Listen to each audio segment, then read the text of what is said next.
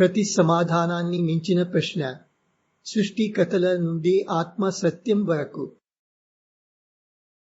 బహుశా ఈ భూమిపై తాను ఇక్కడికి ఎలా వచ్చానో అని ఆలోచించే ఏకైక జీవి మనిషే కావచ్చు. మిగతా అన్ని జీవులు ఈ ప్రపంచంలో ఎలా బ్రతకాలి అన్న ఆలోచనలోనే నిమగ్నమై ఉంటాయి. చాలా మతాలలో ఒక సర్వశక్తిమంతుడు దేవుడు ఈ జగత్తును సృష్టించాడు అని చెప్పే సృష్టి కథలు ఉన్నాయి. ఈ కథలకు అనేక రూపాలు ఉన్నాయి. మనుష్యులు సృష్టికథలో తమలాగే అధికారము, కరుణ, ఉదారత మరియు తండ్రిత్వ భావం కలిగిన వాడిగా ఊహిస్తారు. ఖురాన్ యొక్క 49వ అధ్యాయం 13వ వచనంలో అల్లా ఇలా అంటాడు: ఓ మానవకులమ, మేము మిమ్మల్ని ఒక పురుషుడు మరియు ఒక మహిళ నుండి సృష్టించాం. మీరు ఒకరినొకరు తెలుసుకోవడానికి మిమ్మల్ని వివిధ జాతులుగా మరియు గోత్రాలుగా చేశాము, ఒకరినొకరు ద్వేషించడానికి కాదు. يا أيها الناس إنا خلقناكم من ذكر وأنثى وجعلناكم شعوبا وقبائل لتعارفوا إن أكرمكم عند الله أتقاكم إن الله عليم خبير. ఇదే విధమైన కథ బైబిల్లో కూడా ఉంది.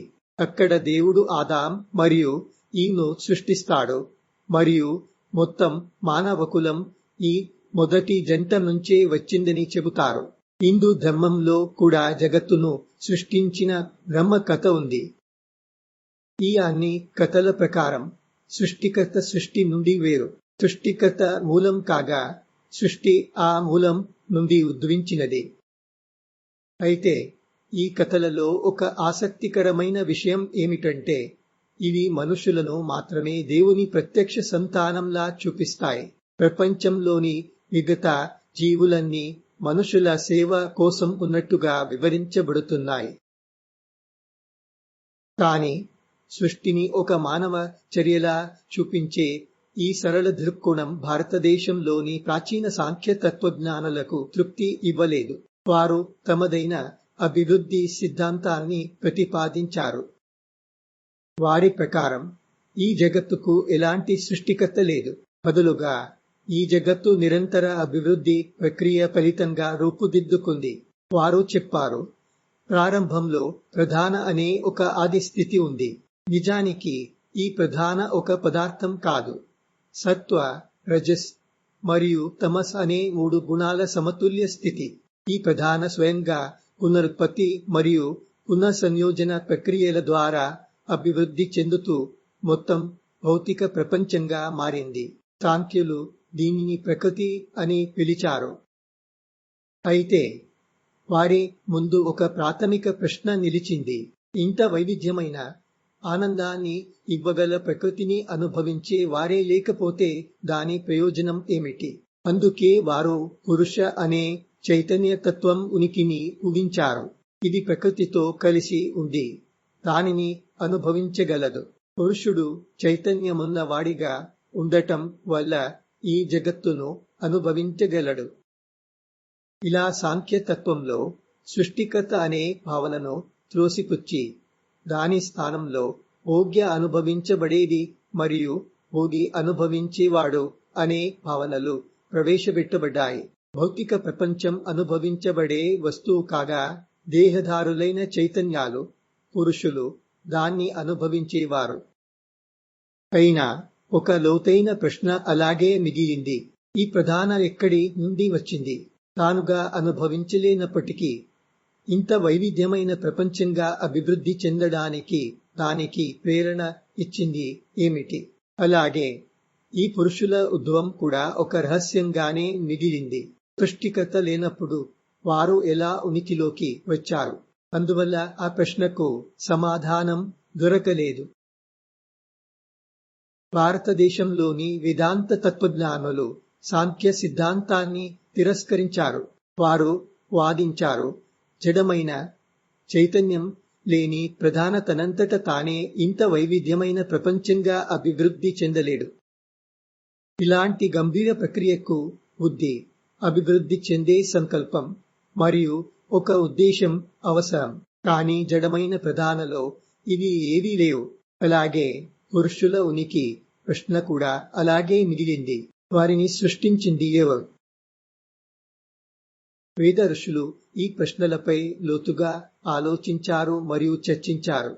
వారికి అనేక సమాధానాలు లభించినప్పటికీ ఏది పూర్తి సంతృప్తిని ఇవ్వలేదు. అయితే అన్ని ప్రశ్నలకు సమాధానం ఇచ్చే ఒక మార్గం ఉందని వారికి తెలుసు. ఆ మార్గమే ధ్యానం. అందువల్ల వారు ధ్యానంలో మునిగిపోయారు. ఆశించినట్లుగానే వారికి సమాధానం లభించింది. కానీ ఈ సమాధానం వారికి లభించింది వారు మనస్సు యొక్క సరిహద్దులను దాటినప్పుడు మాత్రమే. నిజానికి ధ్యానం అంటే అదే కదా, మనస్సు పరిమితులను దాటడం. వారు ధ్యానం నుండి బయటకు వచ్చినప్పుడు తాము అనుభవించిన సత్యాన్ని వివరించడానికి వారికి సరైన మార్గం కనిపించలేదు. వారు ఇలా అన్నారు: దాన్ని మన ఇంద్రియాల ద్వారా చూడలేం, వినలేం, అనుభవించలేం. మనస్సుతో కూడా దాన్ని గ్రహించలేం. అది మనకు తెలిసిన దానికంటే భిన్నం మరియు మనకు తెలియని దానికంటే కూడా అతీతం. దాన్ని పూర్తిగా అర్థం చేసుకోలేకపోయాం, లేదా దాన్ని ఇతరులకు ఎలా వివరించాలో కూడా తెలియదు. న తత్ర చక్షుర్గచ్చతి న వాగ్గచ్చతి నో మనః న విద్మో న విజానీమో యథైతదనుశిష్యాత్. అయితే ఈ ప్రపంచంలో ప్రతి అనుభవాన్ని ఇంకొకరికి తెలియచేయాల్సిందే. అదే మానవ స్వభావం. అది ఎలా సాధ్యం? చాందోగ్య ఉపనిషత్తులో తండ్రి ఉద్దాలకుడు తన కుమారుడు శ్వేతకేతుకు ఇలా చెబుతాడు: ఈ సమస్త జగత్తును వ్యాపించి ఉన్నది ప్రతి దానికి చైతన్యం ఇచ్చేది అదే ఆత్మ, అదే పరమ సత్యం. దీనర్థం ఏమిటంటే ఈ జడ ప్రపంచం మరియు చైతన్యమున్న జీవులన్నీ ఒకే ఆత్మ యొక్క విభిన్న రూపాలు. అంటే మనలో ప్రతి ఒక్కరూ ఆ ఆత్మస్వరూపమే. ఇక్కడి నుంచే ఉపనిషత్తుల ప్రసిద్ధ వాక్యం తత్వం అసి, నీవే అది ఉద్భవించింది. ఈ చివరి ప్రకటన చేసే ముందు ఉద్దాలకుడు ఈ ప్రపంచం ఎలా ఉద్భవించిందో దీర్ఘమైన తర్కాలు మరియు ప్రయోగాల ద్వారా వివరించడానికి ప్రయత్నించాడు. అందువల్ల ఈ జగత్తును ఎవరూ సృష్టించలేదు. ఇది ఏ దేవుడిచే సృష్టించబడలేదు. ఇక్కడి సులభమైన సత్యం ఏమిటంటే సృష్టికర్త మరియు సృష్టి మధ్య ఎలాంటి భేదం లేదు. అదే ఒక తత్వం ప్రతిచోట కనిపించే ఈ ప్రపంచంగా వ్యక్తమైంది. అయితే గమనించాల్సిన సూక్ష్మ విషయం ఏమిటంటే ఈ వ్యక్తీకరణ తరువాత కూడా ఆ మూలతత్వం మారకుండా అలాగే ఉంది. ఈ విషయాన్ని ఉపనిషత్తుల ఒక మంత్రం ప్రతిధ్వనిస్తుంది. అది ఈ జగత్తు కూడా పూర్ణమే. ఎందుకంటే ఈ జగత్తు ఆ పూర్ణత నుండి ఉద్భవించింది. ఆ పూర్ణత నుండి ఈ పూర్ణ జగత్తు ఉద్భవించిన తరువాత కూడా ఆ మూలం అలాగే పూర్ణంగానే ఉంటుంది. పూర్ణమద పూర్ణమిదం పూర్ణాత్ పూర్ణముదచ్యతే పూర్ణస్య పూర్ణమాదాయ పూర్ణమేవావశిష్యతే. అందువల్ల ఇప్పుడు ప్రశ్న ఈ ప్రపంచం ఎలా ఉద్ధరించింది అన్నది కాదు, మనం నిజంగా ఎవరం అన్నదే.